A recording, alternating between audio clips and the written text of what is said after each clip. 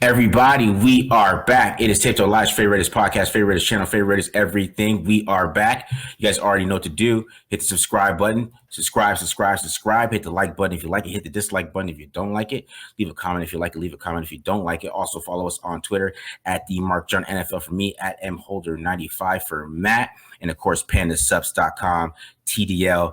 Use that discount code for 35% off all your protein, all your workout stuff there. Go ahead and get it at pandasubs.com. All right. So this week you got the New York Giants. So of course, I brought my old friend from Inside the Pylon at Nick Filato, and then at Dan is Schneier. Nobody knows how to pronounce it. You actually got it right almost on the first time. Schneier. Yeah, like Schneier. Okay. All right. Been mistaken for a lot of people in my life. The first was Dan Snyder, the old Redskins owner, but he thank God that he's no longer the owner, because I hated every time that happened. And then there's also some freaking weirdo on Nickelodeon who like ran the Nickelodeon shows when we were kids, who's like a foot guy, fetish guy, all sorts of bad things going on with that guy. And people DM me all the time like, what are you gonna do? Here's a picture of my foot. Like, it's like all sorts of crazy crap going on there. So Marcus, I got a name. All right, man. Great introduction there. That's awesome introduction.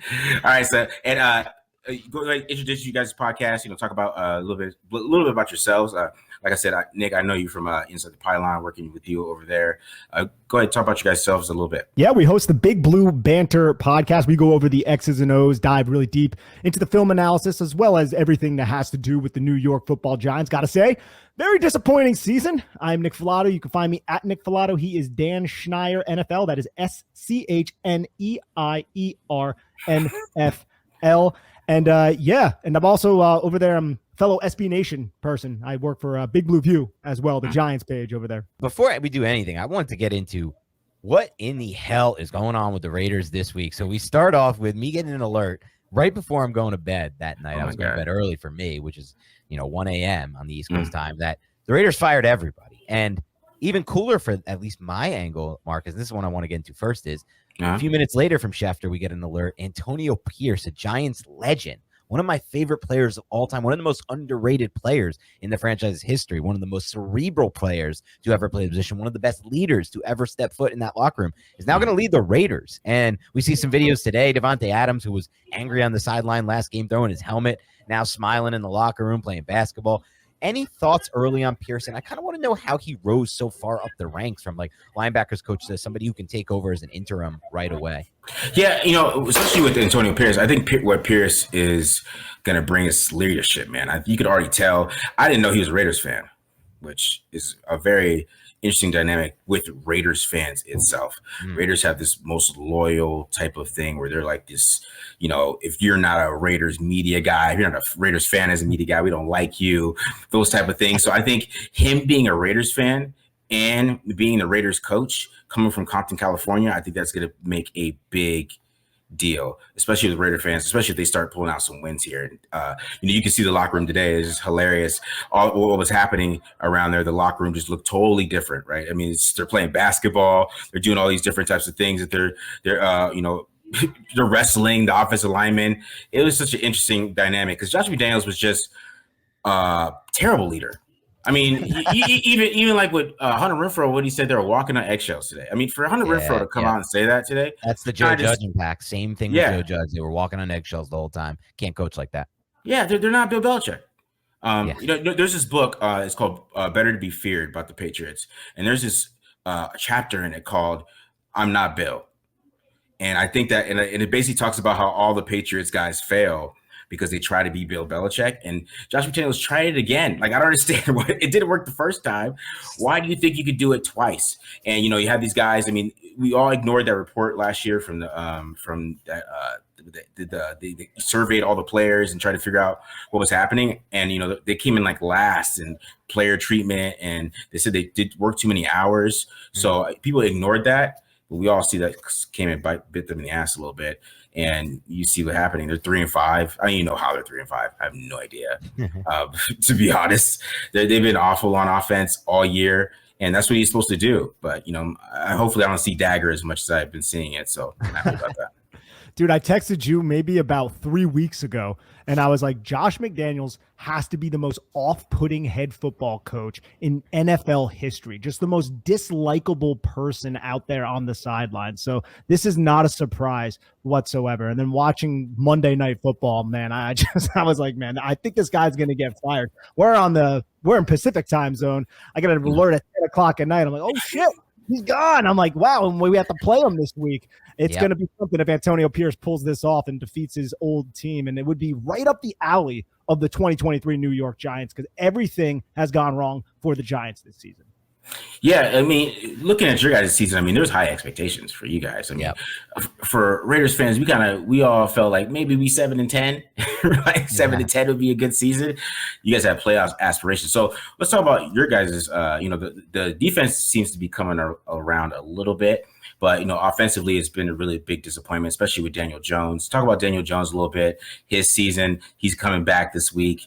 His backup is probably only going to be Tommy DeVito. So talk about Daniel Jones a little bit.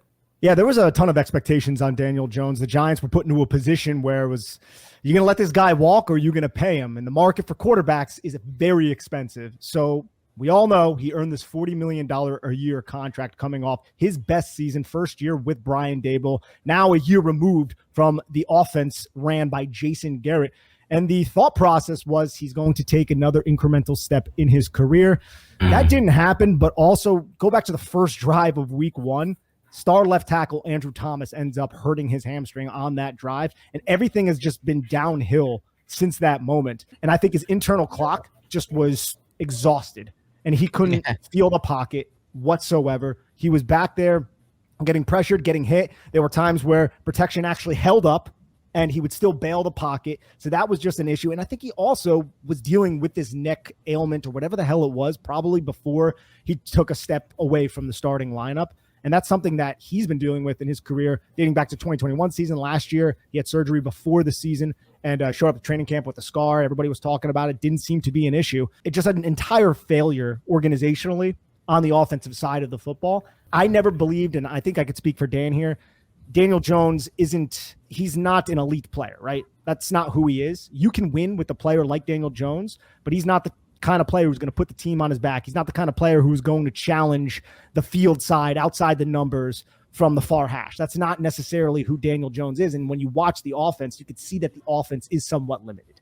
It doesn't do all of those things. So you need the bootlegs and you need his legs and you need all of that to work for Daniel Jones to be a successful quarterback. And this season, without Andrew Thomas and with the protection issues, none of that has worked. And it's all just been a failure. And it's not necessarily his fault, but it's just the reality of the 2023 Giants. Ask how Saquon Barkley ties into that, because I know Barkley, he's got injured too. Right. And, that kind of hurt the offense as well. So how does he kind of tie into all of that? Because the offensive line goes down, because he was actually, even with Daniel Jones, the factor was Barkley. That's why he had the holdout, all those things.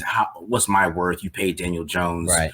What is he looking like this season? And how is the offensive line affecting him? Yeah, the Barkley factor is certainly an interesting one.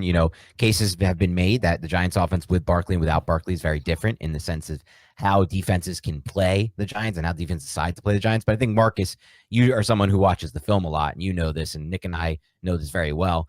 The case can be made that a running back can make some kind of impact on how defense plays you, but the real impact comes from the quarterback. Will the quarterback challenge the field side? Will the quarterback throw into tight windows? Will the quarterback throw hole shots? That's what dictates how the defense plays you schematically. So unfortunately for me, it's hard for me to put so much of that factor. Look, it's easier. Life is easier with Saquon Barkley, right? You can get under center. You can run play action. You can run design drops that I'm excited to see Daniel Jones run. Some of what we saw against Arizona. People remember that Arizona game, his best of the season, Daniel Jones. Well, it wasn't just him operating no huddle tempo out of shotgun. It was him taking his shots from under center where he can fake the handoff, get into that deep drop and rip the football. And that's because Saquon Barkley was on the field. So there is a factor to it.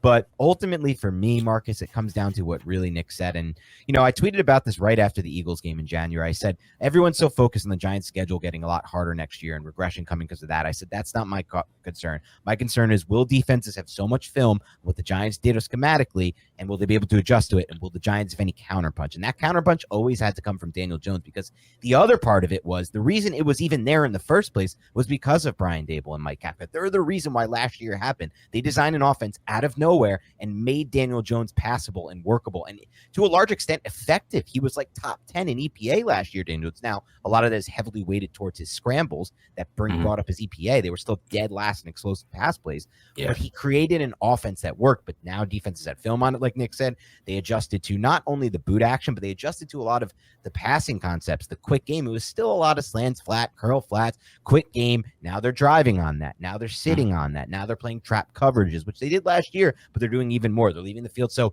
really, when it comes down to it, Marcus, is this. Daniel Jones, we're at an interesting point with him after these injuries and after this missed time and after the regression of the offense. He's actually entering an interesting stage right here because he has to win football games. And why is that, Marcus? If he doesn't win football games down the stretch run, the Giants are going to have a top 5 pick. If they have a top 5 pick, that's when things get to really interesting because no matter what, I think they're adding a quarterback this draft. They were looking at Hendon Hooker last draft. They didn't ultimately go with Hendon Hooker. They had a lot of players they liked. They had a center they really liked, they had a receiver they really liked.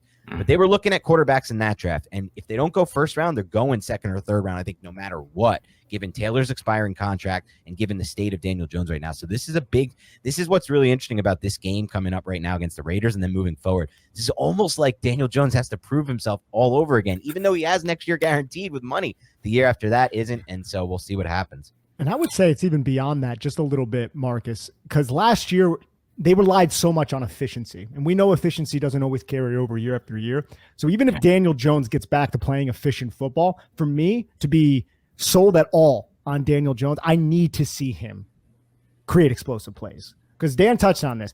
Yeah.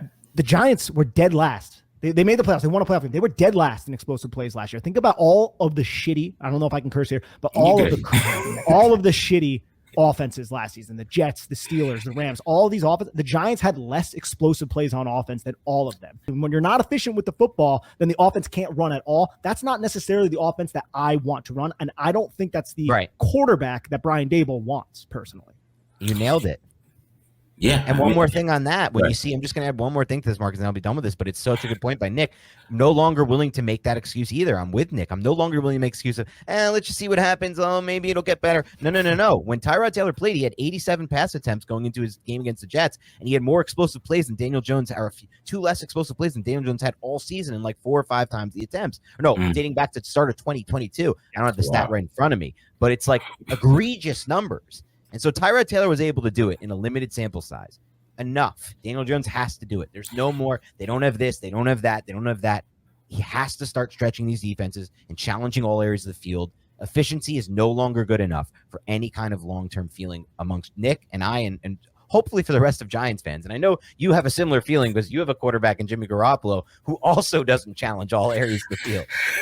see, now I got to ask a follow-up question because I like quarterbacks. So you're talking about Daniel Jones not throwing downfield because as a rookie, didn't he throw downfield as a rookie? That's the problem because that's what goes. This debate is made among Giants fans all the time. Did Joe Judge and Jason Garrett ruin him from a mindset standpoint, processing standpoint? It's certainly possible. He did throw downfield a little more, but just to give you a little more insight into that, Marcus, it was a system that used a ton of half-field high-low reads, just very simple stuff, and he did a really good job of reading high to low. And he did used to read high to low. It doesn't feel like he reads high to low anymore. It feels like he just reads low to low these days, but he did used to read high to low.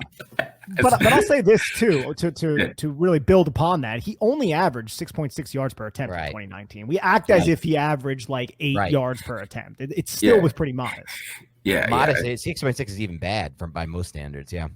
Yeah, I don't know. I just felt like as a rookie, he just threw the ball downfield a little bit more. I don't know. So that is interesting because, Jason Garrett, I always laugh because I watch every quarterback of this summer. And I swear he started every game with sticks or like what they call spacing. Dude, our listeners are going to love that. Yeah, they're going to love that. I swear to God he did. Like it was like first game, first play, first pass. It was the same. I was like, wow. Okay. He's like, it's so ingrained in his head. He just wants to run sticks. Like he just can't get away from it. Okay. All right. Let's talk about your new quarterback, though, Aidan O'Connell, because I'm really intrigued by him. Nick and I actually watched a decent amount of his tape because we fell in love with the receiver, Charlie Jones, who's actually on the Bengals now, out of Purdue. And because we wanted to watch a lot of Charlie Jones, we ended up watching a lot of Aidan O'Connell. And we got to say this. We talked about it right after watching Jones. We're like, Aidan O'Connell's kind of good. Like, his tape is kind of better than a lot of these quarterbacks we watch on tape at the collegiate level coming into that draft class, at least. So what are your thoughts on Aidan O'Connell as he goes into, I believe this is his second start this Sunday? So what I like about Aidan O'Connell is that he had a terrible first half against Chargers. Like, he was awful. And even on film, like, he was holding the ball too long on some of those sacks a couple of times that caused the fumbles. He had a read there, and he's like kind of was basically unsure of himself. And they went down 24-7, and he was just like, fuck it, I'm just going to start chucking it downfield and making plays. And they started coming back. And he started anticipating, and he kind of just let loose. And I kind of felt like, I don't know if when Devontae got hurt that game, he came back and maybe said something to him and gave him some confidence. But they went down 24-7, and it was like, I may never start again.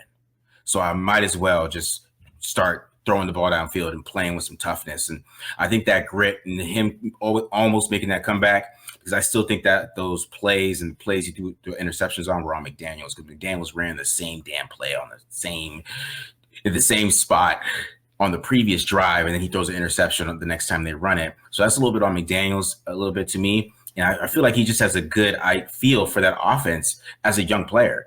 And, you know, you heard Devontae Adams rave about him today. That was kind of big. He raved about him after the game, because I'm telling you, like, a lot of rookie quarterbacks would have crumbled after that performance he had, man, in the first half. And he just came out firing. And that really showed me a lot of respect with anything that happens after that, because he becomes that type of tough quarterback, that gritty guy that's not going to worry about making mistakes. And I really like that about him. And he's really accurate. I think he's accurate overall. He could throw out some of the numbers, which I haven't seen all year. It's been terrible with Jimmy Garoppolo. He cannot throw out the size of the numbers, and teams just started playing dig routes. So they're going to have to mix it up a little bit with that, but he can throw outside the numbers. And that's how they came back as the Chargers, because the Chargers were playing on the dig routes, and Aidan O'Connell started throwing outside the numbers and he started coming back. And usually Brian Hoyer couldn't do it. The Bears just ate him up. Jimmy Garoppolo can't do that right now. And Garoppolo's been terrible. And this offense is just too much for him. It's too much for his brain. He can't move. It's not Shanahan just pointing. He actually has to play quarterback. And Josh McDaniels' problem, he thought every quarterback is Tom Brady. So he gives them the kind of the reign to do everything. And Derek Carr's problem too. Derek Carr's not Tom Brady, so it's not going to look very good. And that was kind of the problem with McDaniels. So hopefully Bo Hargree, who I don't know much about. He's only from Adam Gase, and he's under McDaniels. I don't know much about him. Hopefully they make the offense easier for him. Maybe they listen to Scott Turner a little bit. So I'm interested in seeing how O'Connell looks this week. What's Scott Turner's role there? Because he's quite familiar with the New York Giants. I don't know, to be honest, man. They don't run any of Norv Turner or any Eric Coryell or anything like that. So I don't know why he's there. He's supposed to be the passing game coordinator. He's supposed to be.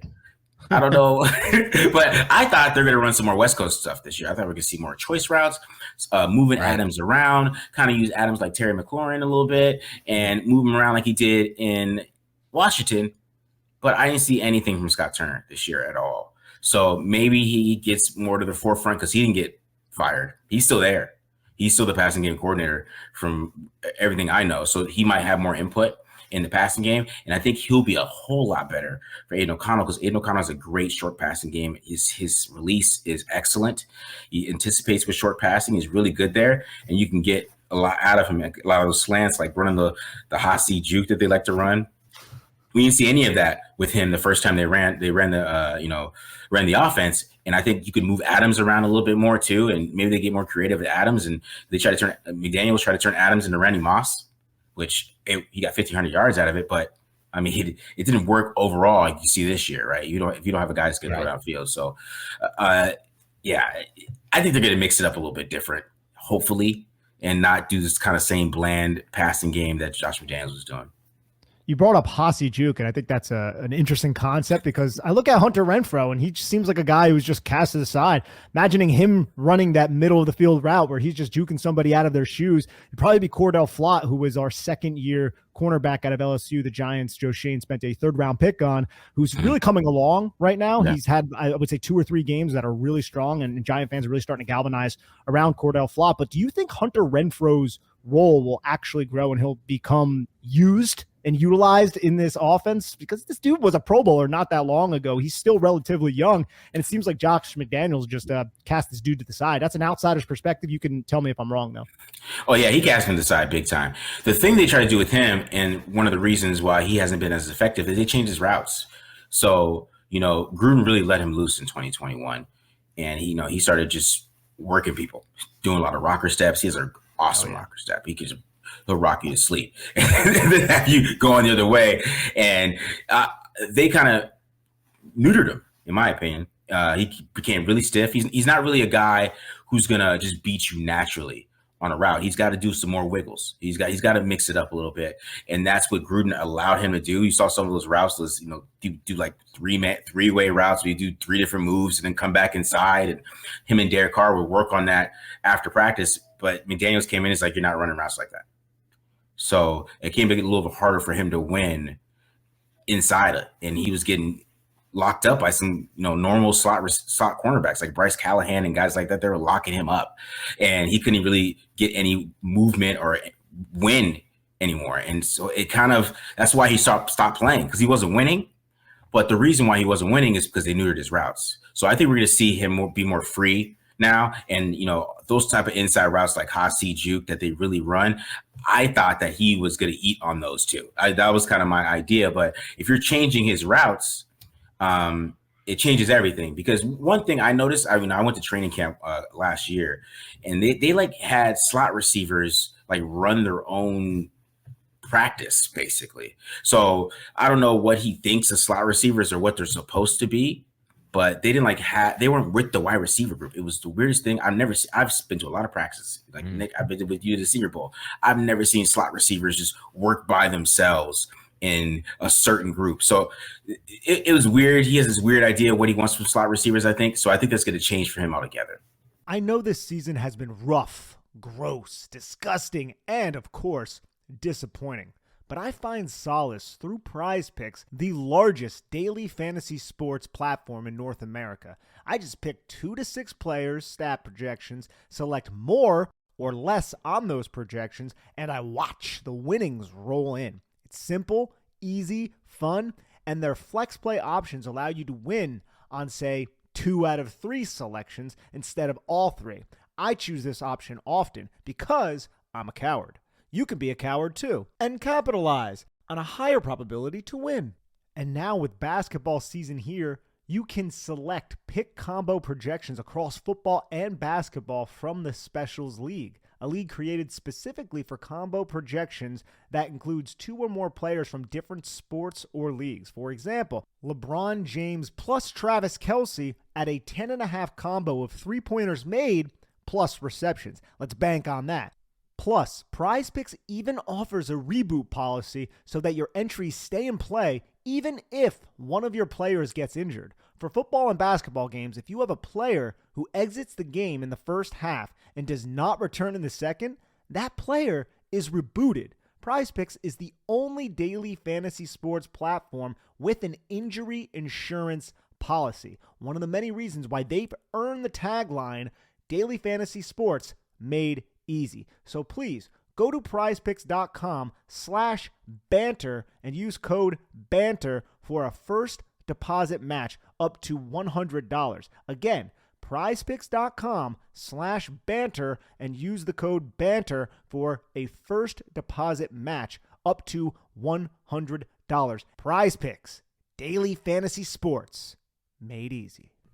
Make Little Caesars, the official pizza sponsor of the NFL, part of your game day. There are few things better in the world than kicking back, watching some football, and biting into some delicious Little Caesars pizza. Order online during our Pizza pregame, 1 hour before and 3 hours after NFL kickoffs, plus all day on Sunday. And get ready for some football and fun. Choose your favorite Little Caesars pizza or pick the toppings you crave. Old World pepperoni, extra cheese, Italian sausage, olives, onions, pineapple if you're into that. Put it on half the pie, the entire pie. There are so many other options that I don't have time to name. Slap that on a round crust, a thin crust, a stuffed crust, a Detroit-style deep dish. Either way, you win. And speaking of winning, everyone scores with convenient delivery or our in-store pizza portal pickup. So grab some friends and enjoy a few slices during the game.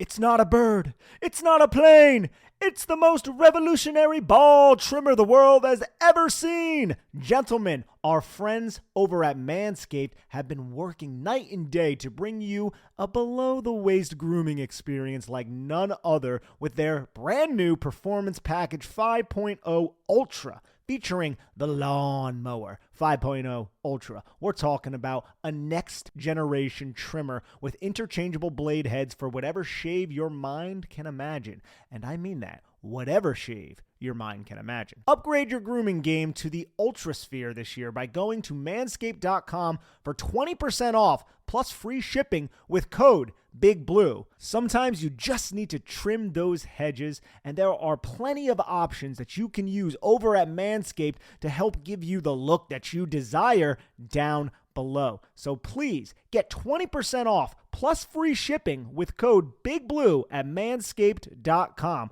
That's 20% off plus free shipping with the code BIGBLUE at manscaped.com. I can promise you've never seen a ball trimmer look like a spaceship, so get yours today from our folks at Manscaped. High tech for low prices. Manscaped. Interesting. That's an interesting thought on that, and I also think that goes back to just general coaching hubris, the idea that, look, we're not going to fit the system around your skill set. We're going to fit your skill set around the system. That almost never works in the NFL or really any level football I've seen.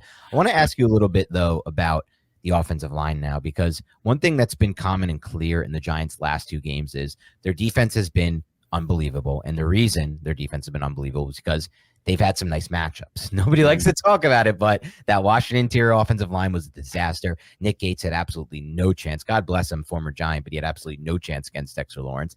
And the Jets had multiple injuries at center, but they had actually no chance against. I think Dexter Lawrence has like 33 pressures in his last two games or something like that. I think he had 14 and 19. Is that right, Nick? Didn't he have 14 against Washington? I don't think he had 19, but he's tied for the league lead right now in pressures with Nick Bosa. I'll say this, Marcus, just about Dexter Lawrence. I think he is, and he gets a lot of praise, rightfully so. He might be the most underrated defender in the National Football League. I don't know how you're. We'll let you answer the question about the offensive line, but he is insane. I want to ask you, I kind of want to get a lowdown of not only just like, I just want the whole scope of the O-line, because the only thing I haven't followed it well. All I know is like the Alex Leatherwood disaster. That's all I really can remember, right? And have they made more investments in that offensive line since, any major ones, or what's really happening on that offensive line? Yeah. So, with the offensive line, I mean, I think they're actually playing pretty well, to be honest. I think they're playing pretty well as a group. I know Van Roten, run blocking is totally different. So we're talking about pass protection here. Run blocking, they're really struggling.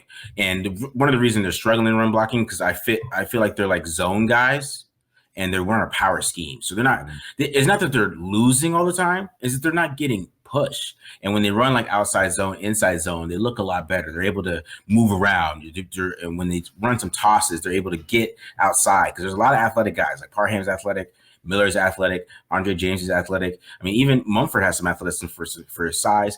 Illuminor, he is a kind of a, that's what he's from Britain. Britain, he kind of came over. He's not really a athletic athlete, really, you would say, but he does his job. He does it pretty well.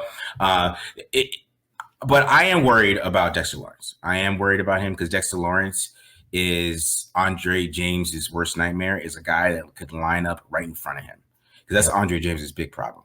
If somebody lines up right in front of him, they're going to beat him down. It's not really going to be fun day for him. So I'm really worried about that, especially if they notice it on the film and they just get a line Dexter right over him. It's going to be a long day for Andre James. It really is. I don't know what it is. He doesn't have the play strength for it. His snaps are really slow because he was a tackle from UCLA and they moved him to center.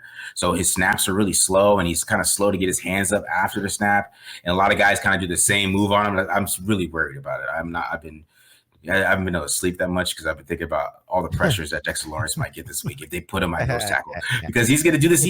There's a move that everybody does on Andre James. And I'm sure as hell he's going to do it. And he's probably do it with a lot more power than most guys do it. And, these are normal guys doing it to him. It's not Dexter Lawrence. So it's going to be interesting to see how that goes. But I think left tackle and right tackle outside, they're solid. I mean, Colt Miller is underrated. He's probably not going to make a Pro Bowl because the Raiders keeps being bad, but he's such a good left tackle. He's solid there. Good run blocker, great pass blocker.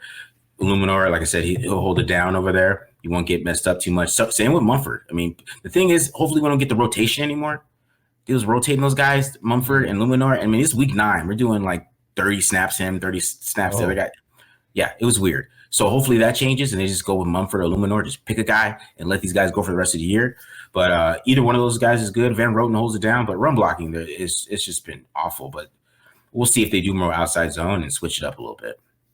I watched Colton Miller. Well, I watched the Raiders offense before the news of Jimmy Garoppolo, and I was just like, holy, Colton Miller's like kind of handling his own really well against the talented Lions front. So that's definitely something that stuck out to me as well. And I was going to go look for Dexter Lawrence clips that I have cut up just to show your audience what he did to the New York Jets. Now, the New York Jets had like 3 different centers in there, mind you, but he was doing this to Connor McGovern, their number 1.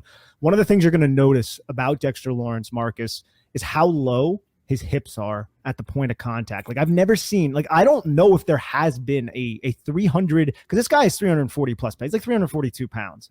And he keeps his hips so damn low at the point of contact, and he can bend. It's crazy. But now the New York Giants, it's a little bit of a new situation because they did just ship Leonard Williams, who is a good player, a good overall football player, was capitalizing on a lot of one-on-one situations. He is now a Seattle Seahawk. So now the Giants are probably going to move, I'm imagining, Dan, Raheem Nunez-Roches in next to him with Ashawn Robinson being in as base. I'm sure they'll probably rotate and then bring DJ Davidson in there as well. But the defensive line in the trenches has gotten a little bit weaker now without Leonard Williams. That's something that maybe the Raiders can take advantage of. I asked you guys about Patrick Graham. I know you guys are very familiar with Patrick Graham. So some things I'm very interested in too is if you've seen the Raiders defensive scheme lately, one, and is there a difference between what Patrick Graham was doing in New York and what he's doing in Las Vegas? So, because for me, when I watch the film, I feel like he's a lot more softer in Las Vegas. There's not as much disguise. There's not as much mixing it up, and maybe he doesn't feel like he has the players to do it. So I was kind of wanted to pick your guys' brain a little bit on that. If you've watched the Raiders defense a little bit, what do you think is a little bit of the differences that Patrick Graham's doing when he was in New York? When, I mean, he has some success there, and then when he's doing over here in Las Vegas. So I haven't seen the Raiders defense. I covered their offense at Big Blue View. And Marcus, if you want, you can click. I brought up a video. It's just of Dexter Lawrence. It should be in the doc. If you look below, we could add that to the feed. So I have not watched the Raiders, but I'd say that Patrick Graham was pretty soft as the Giants defensive coordinator as well. It was a lot of off zone. It was a lot of, we're going to allow you to complete these small little 2-3 yard gains. We're going to rally and we're going to tackle. That's what Patrick Graham was. He added against like bad quarterbacks. He would add a lot of cover 2 invert and cover 2 like Robert invert and things like that. The Giants won against Washington off of that with Logan Ryan intercepting. I think it was Alex Smith at the time. He had a good game when it comes to disguise coverages in that Seahawks game against Russell Wilson. But it was mostly drop 8. It was mostly drop 8. It was a lot of drop 8. And I think they realized a lot of the deficiencies with Russell Wilson before a lot of other defensive coordinators realized it. We're going to drop 8 and we're going to force you to throw over the middle of the field because you can't see over your offensive line. And I think they just really took advantage of that. And Leonard Williams also, who now is Seahawk, ironically enough, had a hell of a game in that one. Okay. But yeah. I mean, because the same Marcus, he's similar soft defense to what you're seeing. Okay. Yeah, because that's kind of my issue with him a little bit. I mean, when he did the drop 9 against Kyler Murray, I'll never forget that. That was kind of, I don't know why he did that. And it's like some things he just does that like it's like one game, oh man, that's great, and then the next game you're like, what are you doing? And I kind of, that dynamic with him is really hurts his defense sometimes. Because like the Bears game, like I have no idea what they're doing in the Bears game. It's like, were they prepared? Do they even take this team seriously? I don't know if that came from Josh McDaniels, because like reading some of the reports about him about saying when he was saying some things about Tyson Bedford, like he was like, whatever, I can put Brian Hoyer out there, we're just gonna go kick their butts. Like, so so I don't know if that it has to come into play with Josh, and maybe he switches it up a little bit with Antonio Pierce. But yeah, I mean, sometimes that soft defense doesn't work, and they're kind of really dependent on Max Crosby getting pressure, and then they're not bringing in the great defensive tackles, and he's not bringing in the guys maybe he wants all the time, and they kind of gave him the the low budget guys are like, hey man, we're not gonna spend any money here, just make it happen. But sometimes it's like you got to do something different than just kind of just let these guys just take what they want. You know what I mean? So that's kind of my dynamic with him. But that is an interesting perspective. I wanted to hear what you guys had to think a little bit. Would you familiarity with him? What's up, Marcus? Would you rather have a defensive coordinator like Wink Martindale, who deviates a lot from a lot of the, I guess, methods and modes of operation around the league? Would you want like a coordinator like, because we like personally like speaking, like I love having Wink Martindale as our defensive coordinator. There are times where it will burn you, but it's just such a fun watch because he does so many exotic things, and he really can take advantage of quarterbacks like say Aidan O'Connell, like he did with Sam Howell, like he did to a certain extent against Zach Wilson as well. Against 100%. Even better quarterbacks like last year, Aaron Rodgers, he was able to defeat him with a really good game plan. Lamar Jackson, they forced 2 turnovers in the fourth quarter in a game where Baltimore was up by I think over 10 points. In the second half. So just speaking of like softer defensive coordinators like Patrick Graham, like we know him, we covered him, Dan. Like, personally, I could say I'd much rather have Wink Martindale. Would you agree with that, Dan? And Marcus, what's your take on that? Completely agree with that. I don't want to ever go back to this. I know it's rare these days. We're seeing so many more defensive coordinators, go into the Fangio principles and go into the 2 high looks, keep everything underneath, but I appreciate this style of defense. And I also think like a lot of it comes down to like with Wink Martindale, he will mix it up. Like we talk a lot about that Jacksonville game from last year where he dropped 8 a lot against Trevor Lawrence. Like that's the thing for me with these coordinators. I just like to see the ones that have a different game plan week to week. Like what Patrick Graham had, what you're describing, Marcus, like was similar to what we had with the Giants. And if you're running the same stuff every week, it just becomes a little bit more predictable, in my opinion. Miami and Buffalo. Yeah. Oh, sorry, Marcus. So I was just going to say, just to Dan's point, Miami and Buffalo, the Giants played them back to back. They weren't too high for like 35 to 40% of snaps. They're not a too high. They're a middle of the field close type of, they didn't blitz that much because you're playing Tua, who gets football out of his hands like that. Josh Allen, they blitzed a little bit more, but they pick and chose their spot. They used Xavier McKinney as a cornerback on when they anticipated play action bootleg rollouts, and Xavier McKinney would jam, sink, and then flip his hips and turn. And then every time Josh Allen was rolling out in his direction, he basically acted as a spy while also getting his eyes on the backside crossers. And that was one of the more unique things I've seen on tape this season from Wink Martindale. Cool. So the reason why I just wanted to bring this up was I don't know if I don't know if they'll do anything creative like that against Aidan O'Connell, but he does throw a lot of curveballs. And I don't think he necessarily gets the credit for those curveballs because he just has pressure breaks pipes in his ball. Yeah, and to be honest, I would rather watch that too because I was watching the Lions and they blitz Jimmy Garoppolo every play, and it's all those watching blitzes and seeing how creative you can get. I mean, it's definitely a fun watch. It's funner than watch the guy just play soft defense all the time. And you got to find a balance there, in my opinion. You got to find a way to mix it up and decide when to play soft and when to play aggressive. And I think sometimes Patrick Graham, especially like screens, it feel like you could just tear him up with screens if you just ran screens all day, outside wide receiver screens. Because if the players can't tackle, what matters there, right? Those guys can't tackle at all. So it's the Raiders can't tackle at all right now. So besides like Max Crosby, he's like the real main guy on defense. Is probably the main person making plays over there. But I think Patrick Graham is, sometimes NFL quarterbacks just aren't that great right now, in my opinion. Overall, you could find a lot more guys. You could do the soft thing and they can't take it. They're going to try to force it downfield. They're not going to take what they get, what's in front of them. But then you get a Josh Allen who does it and then they can't stop him and he puts up 38. So yeah, that's kind of the dynamic with that. Good news for the Raiders. Dan, when was the last time the Giants ran an effective screen? Wide receiver, running back, tight end, they don't have any kind of effectiveness at all in the screen game. It's unbelievable, actually, to the extent of how bad they are on screens. But I want to ask you a question, Marcus, about a recent player the Raiders draft. So I was just looking back through, as we were talking, the Raiders draft history, the recent first-round picks. It is, we always think of it. It's crazy. Like, there's a lot of teams struggling out there, like we've got Leatherwood, Arnett, Ruggs in the mix here. But one player that I wanted to ask you about is this year's first-round pick, Tyree Wilson, because he's a player who, I'm just going to be honest with you, Marcus. I watched his tape coming out. We tried to do every player for the podcast, even though he probably wasn't in the mix for the Giants. We wanted to get some look at him. I just didn't get it from my sample. Like, I thought there were things I liked about his game. He had heavy hands. I thought he had the length that you want for maybe an even front.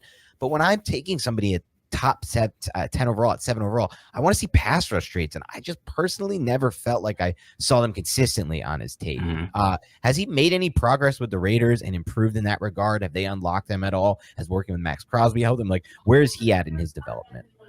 Yeah, so with Tyree Wilson, I think what his problem is, he's only doing one move right now. So to answer your question, no, he's not really developing anything. I actually saw more moves at Texas Tech.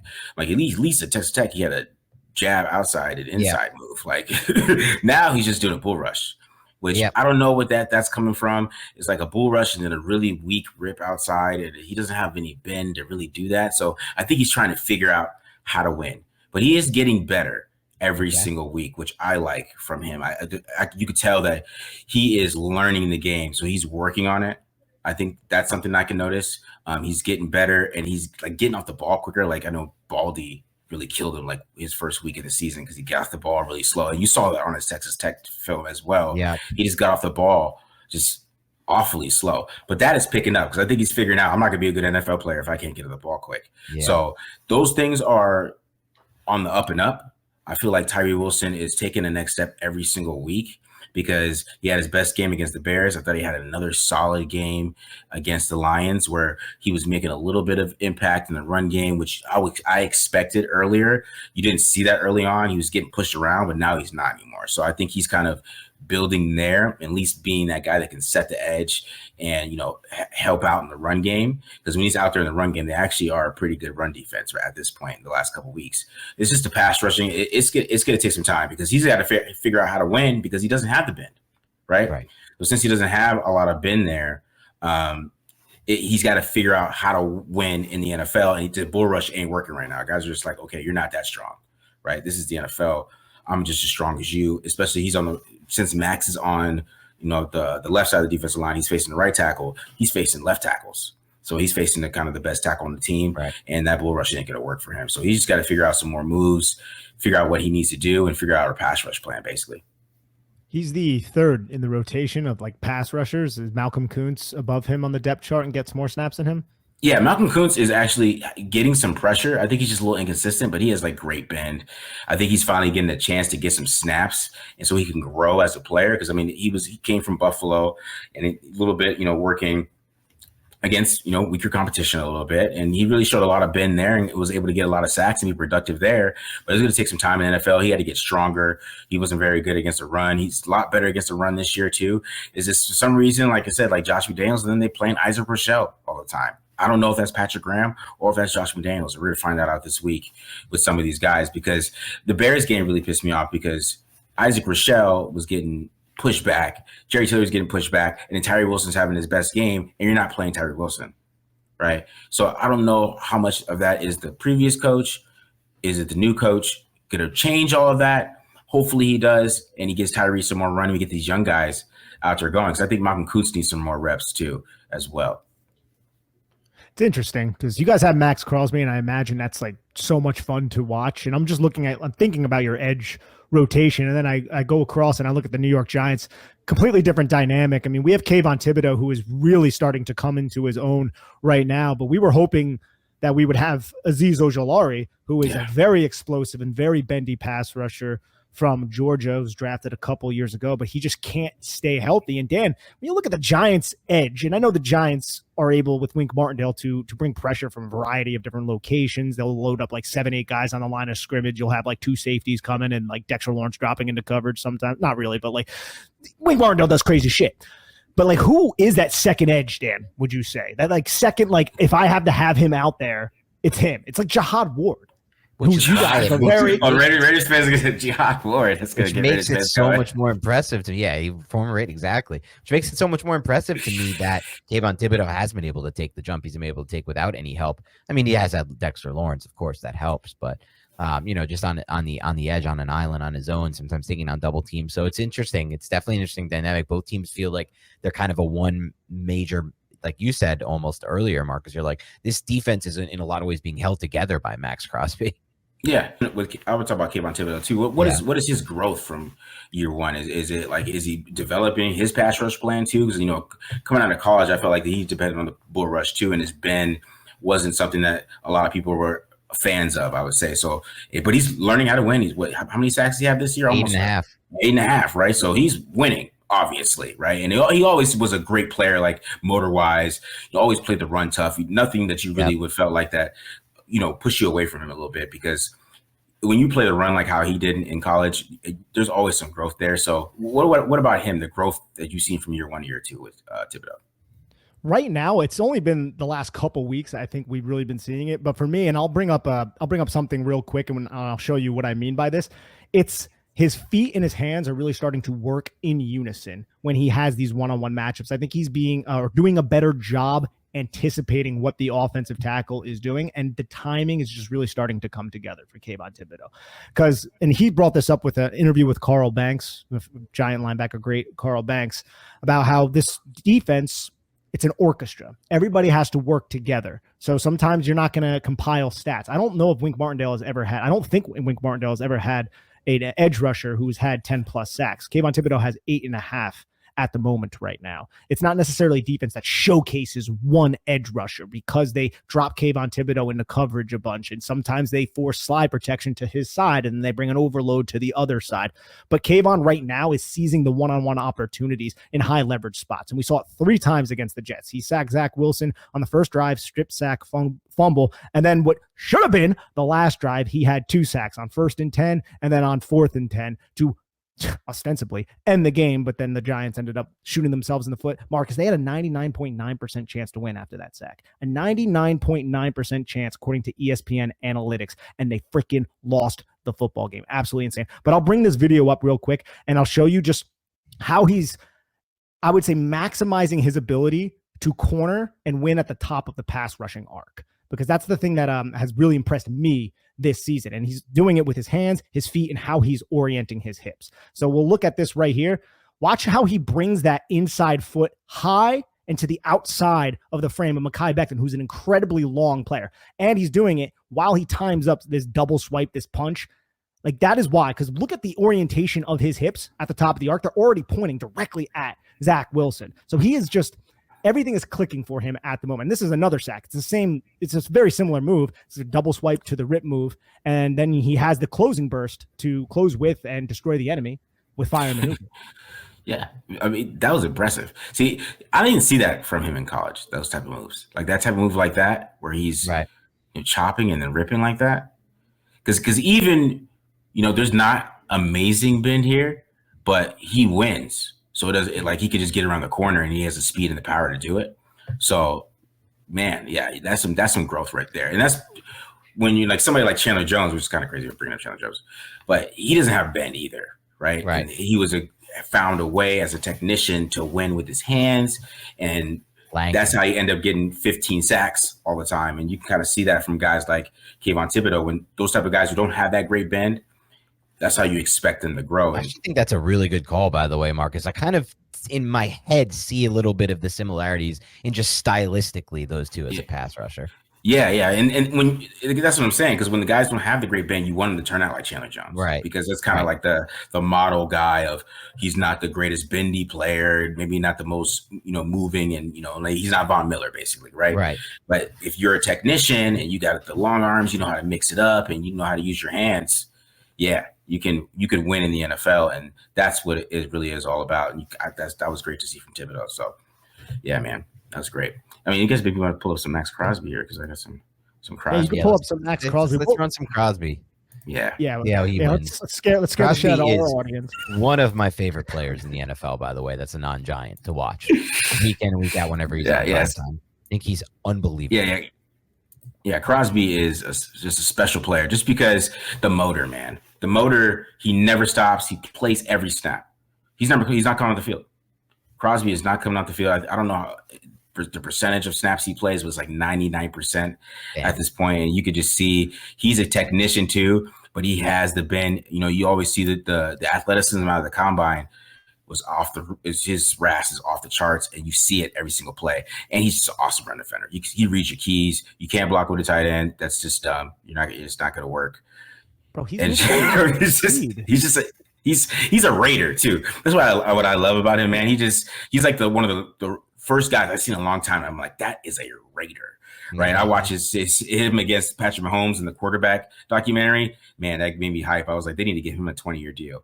You just see the type of way he plays, man. It's just Raider football. Like I haven't seen it in a long time, man. Like since like maybe the 90s of that type of guy that I feel like it's just that's a Raider right there. Right. And they shouldn't let him go anywhere just because of that thought process. But go ahead. He's moving at a different speed than everyone else. Like he's like wildly fast. And an interesting note, they brought this up on Monday Night Football, Marcus. He got all of his tattoos, or at least that big piece that he just got, not far away from my place, man. Right here in the Valley. He got him in Avondale. I was like, wait, really? Like you got him down here in Avondale? Like freaking Arizona? Such a random ass place. Yeah, that's funny. That's actually I guess some big tattoo guy in Avondale, I guess. But I mean, it's like 4-hour drive, man, to Vegas. It's super quick. Super quick. But yeah, Crosby is crazy good, man. I think he's I think he's a little underrated too, because he doesn't, I guess I would say he doesn't rack up the sacks like he should sometimes, but I think that is a little bit a mixture of the guys that are around him. And sometimes he can win, and when you're doing Patrick Graham's doing it a little bit too, guys get rid of the ball quick. They're letting that ball go really quick, and you're getting those little short passes going, and he's not going to win. But I think he can finish and get some sacks this week because he's relentless, man. And he is pumped. I believe a little bit that, Josh McDaniels is gone.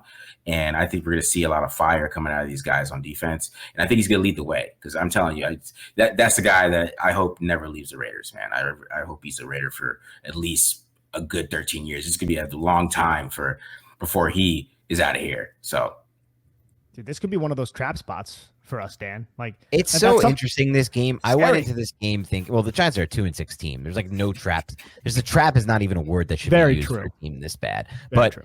I did go into this game, Marcus and Nick, before the news that broke at 1 a.m. for my time, thinking this spread made no sense to me, that the Raiders are 2.5-point favorites. I loved the Giants this week. Loved them, because Giants aren't a good team this year, 2-6, but they've lost a lot of games to really good teams. And this is just a team that I don't really like the games I've seen of the Raiders. Like you said earlier, Marcus, you didn't know how they have won 3 games this year. I kind of agree. I have no idea. But now things have changed, because there is that boost sometimes that happens in the NFL when you fire a coach midweek and you bring in new life. And especially when it's a Joe Judgian type coach where everyone's walking on eggshells all week. Oh, no, we can't afford to make a mistake. The coach is going to kill us if we run this one route wrong. Like that style that's so stupid and never works. Let's run laps. You got to run laps after practice like a high school team. False stars, run a lap. Yeah. Like this shit was so obviously not going to work. And yet somehow Giants fans fell for that trap too. Speaking of traps, but I digress. We're past that point. But like then you go from that to a guy like Antonio Pierce, who you just know is not that. And like you said, he brings a different level of not just leadership, but former player too, who actually can relate to these people, unlike Josh McDaniels in a lot of ways. And so now, because of that, I feel very differently about this game. I'm very worried that's going to be the boost they need. And now, ultimately, I will be honest, I think Aidan O'Connell is going to have a lot of trouble with Martindale. A lot of trouble with Martindale. So but I don't know necessarily the Giants' offense is going to be able to move the ball that well against Patrick Graham, who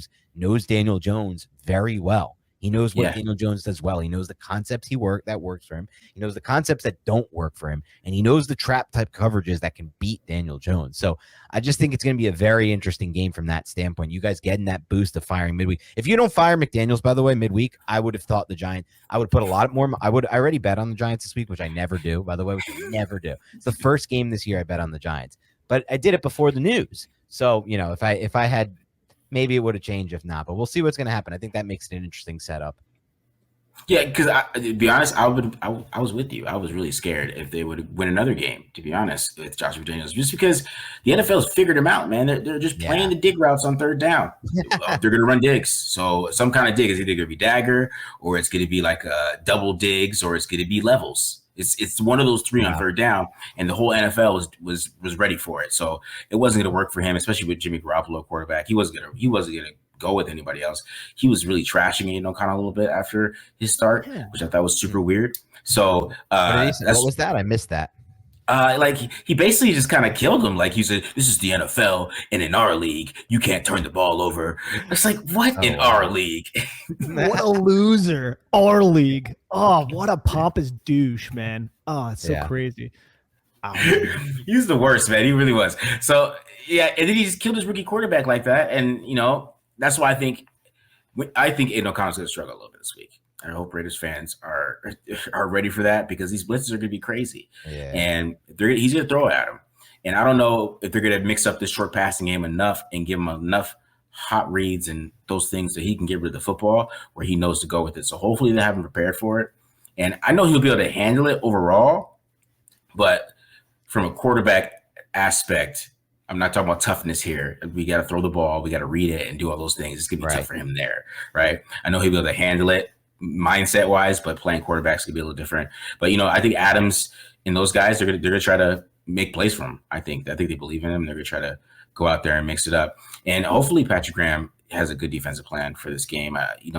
Like Giants offense isn't that scary, and they've done pretty good against below-average offenses. So we'll see how that goes with them, but I'm really worried about Dexter Lawrence. I'm not going to, if anything else, I'm not worried about Wink Martindale. If anything, I'm worried about Dexter Lawrence. I watched that Vikings game for last year. Like, I can't get over that game. I can't even. So now Dexter Lawrence is the player. If I had to circle one player on the Giants, if Raiders fans should be scared of, it's certainly Dexter Lawrence. I would say the run defense overall, because I know the Raiders have struggled to run the football this season. The run defense overall has really solidified over the last, I would say, since the Miami game where they got shredded by horizontal runs. Their linebacker duo of Micah McFadden, who's a fifth-round second-year player out of Indiana, and Bobby Okereke, an individual that the Giants signed to a $10 million contract this offseason. He's really starting to earn that money. So the run defense is something that, like, I'm imagining you guys are going to want to run the football with a rookie quarterback. There's going to be a lot of one-on-one situations. Well, I don't know if Wink Martindale's going to want that. So it's interesting because normally there would be a lot of one-on-one situations. Against Aidan O'Connell, I'm not certain with Devontae Adams, Jacoby Myers. So that's like something as a Giants fan, as somebody who covers the Giants, I'm really interested in. How do they handle Devontae Adams with Deonte Banks? Because we've seen Wink Martindale use shadow coverage, cloud coverage over Tyreek Hill, over Stephon Diggs. But there were certainly times where it was like, hey, Trey Hawkins, you can cover Tyreek Hill one-on-one. And it led to a 60-yard touchdown. So I really hope Tay Banks, if he gets that opportunity against Devontae Adams, he holds his own, because last week was probably his worst week as a professional. We're still very high on Deonte Banks. I think he's going to be a good cornerback in this league. But holy crap, Devontae Adams is just a really good wide receiver still. And I wonder if there's a squeaky wheel narrative too there with Devontae Adams. Like, after last week, and I know that people said that would be the case 2 weeks ago. I know as well, but just feels like there might be some extra incentive to get him the football this week. Oh, yeah, and he demands the football, too. I mean, he's a little bit of a diva. Is that a little bit underrated with him? Yeah. He demands the football. He demands it. Because he got it so much with Rodgers. Rodgers was such a like Rodgers locked into him. They had such a good rapport. It's just so interesting from his perspective how things have gone, Marcus. Like, he accepts this, like, I'm sure they talked about it, his agent, and he's like, you're going to get a big deal out of this. That's the cool part. I know you wanted a lot of money. The Packers were being cheap about this like idiots, but you're going to lose Rodgers. Here's what we can give you. We can give you a guy you played college football with. We can give you a guy you have a rapport built in. And then 1 year after that, they get rid of that guy. And so now you get Jimmy Garoppolo, who, I've talked about this a lot with Nick, but I've always felt he's the single most overrated quarterback in the entire NFL. Anytime I watched him on tape, I thought he was horrible. I thought he was a pure product of Kyle Shanahan, who was basically just hitting his back foot and throwing the football. Like you said earlier, Kyle's almost like pointing where to go with the football. And his ball placement is just god awful for someone who's a starting quarterback on the vertical plane and on the intermediate to vertical plane. It just sucks I just hate to see a player like Devontae Adams have to finish his career, not with the Raiders. I'm not trying to take a shot at you and your fans, by the way. 100%. Just with Jimmy Garoppolo. So it could also work out, by the way. He could get Caleb Williams for next year for the rest of his career. That would be cool, right? Or something like that. But it just sucked for me to see him get waste away a little bit, it felt like, with Jimmy G. Yeah, because even with Carr, he still had 14 touchdowns and 1,500 yards, right? Right. And even with Jarrett Stidham, Jarrett Stidham still got him some big yards, and they lowballed Jarrett Stidham this year, and I feel like he would have played a lot better than all the quarterbacks are actually here. Jimmy G, yes. Right? So, yeah, I'm just happy McDaniels is gone, to be honest. regime, just their vision. I don't know what the hell they were doing. I don't even know if they had a plan. Like they signed a bunch of guys and then they got rid of all the guys. I mean, Darren Waller, he's injured. We didn't get a chance to really talk about him, but he like they moved him and they kind of put him in the doghouse a little bit early on. And they were playing like the Steelers game. They're playing Foster Moreau, all these snaps, and they weren't playing Darren Waller. So like he had to go, man. I don't know what the hell his problem is, and hopefully he never send him back to New England. But he's going back to New England. I feel like for sure. Bill's picking him right back up. When Bill gets fired, though, where does he go? He ain't going nowhere else. Yeah. Say that. That's his last stop. Yeah, man. All right, guys. Anything else we want to talk about? Anything else? We like to end on score prediction if you want to run. Yeah. Okay. All right. Score prediction. All right. So if I want to go this, I think it's gonna be really low scoring. I'm gonna go there. It's gonna be really low scoring. I'm gonna go 13-10 Raiders. I'm going that low. So that low scoring. Okay. That's where I'm going. That's where I'm going with it. I'm not too far behind you. I'm gonna go 16-13 Giants. I think it's like the same exact score I went with last week with the Jets. But you had Jets winning that one, I believe. Yes, I did. I picked Giants early in the week, and then I did go back to the Jets. But I'll say this, Marcus. I think the Giants are at least going to have a healthy kicker for this game, so that should help out. Okay, all right. They just put their kicker, who they extended before the year to clear cap space because they were in such a bad cap situation. They had to extend him, and then they played him last week before going on IR this week, where he needs knee surgery. So they played him through. Apparently, he needs knee surgery, so that was a disaster. They lost the game on a missed field goal, essentially. So just a weird decision by the Giants that obviously needs to be visited by somebody.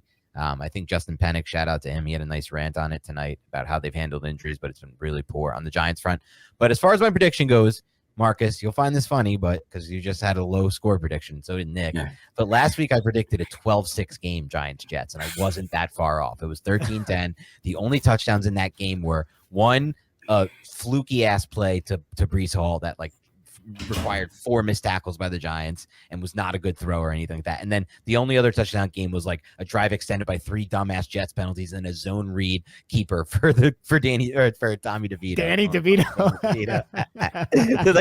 I was very close to getting that score right. I actually think we're going to finally see some touchdowns in this game. And I think the Giants are actually going to score a pair of touchdowns in this game. Oh, wow. Oh, okay. Yes. And I think one of them is going to come on defense. So so I think the Giants are actually going to put up, I'm going with 20 points, which for the Giants right now feels like an absolute miracle, to be honest with you. I'm going with 20 Giants, and then I'm going to go with 20-13 points for the Raiders. The same score prediction of what you put, but just Giants putting up 20 somehow. And so I'm going to go with the Giants win still, even though I am a little worried about the Antonio Pierce boost. I mean, the Raiders haven't scored more than 20 points either. So that's why I was like, this is going to be a low-scoring game. I don't know. And the Wink Martindale versus Aidan O'Connell, I was a little bit nervous about that anyways. And then he gets the Jets next week. He's fighting. He's facing the fire. It's going to be It's going to be a lot of growth for him. Him. So I appreciate you guys, us coming together and doing this. It was fun. That was fun. The fun stuff, man. I really appreciate you talking to you guys, talking football, and it was good stuff. So draft, maybe we'll meet up on the draft. I hearing you break down Tyree Wilson, man, that made you excited for some of your draft stuff. So I liked it. We do draft over here, man. I love doing the draft. Of course, Matt Holder, that's his thing. He does that for Bleacher Report. So awesome. We'll check out you guys, give your Twitters one more time and shout out your podcast. Yeah, so mine is Dan Schneier NFL. You could find our podcast, Big Blue Banter, on YouTube. Type in Big Blue Banter, or on iTunes or Spotify. And you can find Nick at Nick Filato. You can also find his written work, at Big Blue View and Sports Illustrated sometimes. Yeah, perfect. And of course, I'm Marcus Johnson at the Mark John NFL, SB Nation, silverandblackpride.com. I'm over there. And of course, Tape Don't Lie. This is what we do over here. We watch the Raiders film. Hasn't been that exciting. Hopefully it gets a little bit better. But same. Same. Same. All right, guys. Hit the subscribe button. Like always, subscribe. And right here. Peace.